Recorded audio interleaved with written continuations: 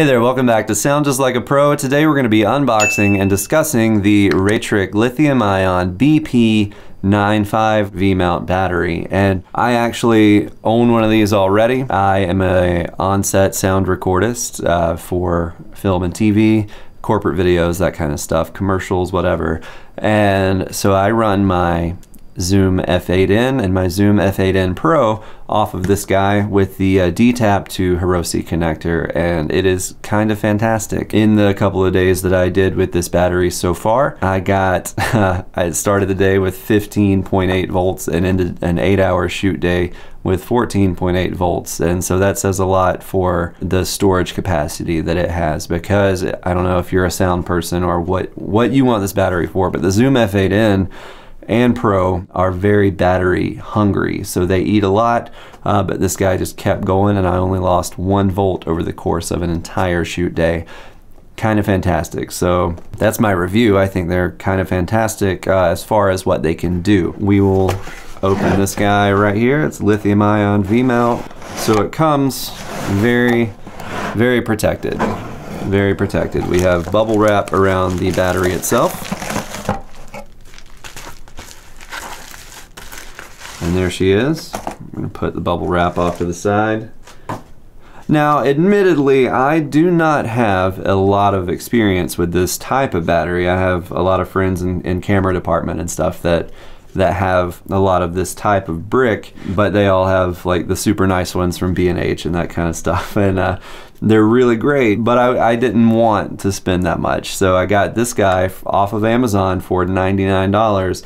And the cool thing was I got it the same day. I ordered it at like 11:30 and it was at my house at like 4:30 in the afternoon. But I live just outside of Atlanta, so I don't know, there's many Amazon hubs around us.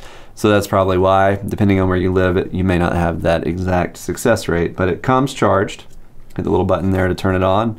You get the full power there. The casing it leaves a little bit to be desired. It feels a little cheap. So I don't know long term how well it's gonna hold up, but I mean it's nice enough for what I've done with it. Riding around in my bag, I don't have a mount for it just yet.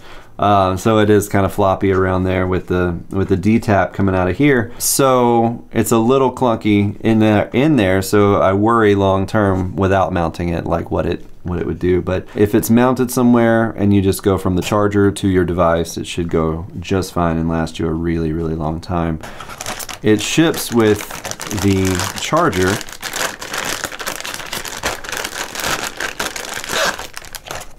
And so the end that goes into the battery is the D-Tap end.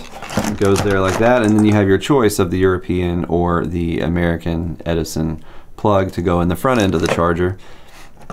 And it's pretty awesome. So charges really quickly from what I can tell. I did leave it overnight, but I checked on it and it was done after a little bit. The other cool thing about this, it has D-Tap, just one, and it has USB, also just one.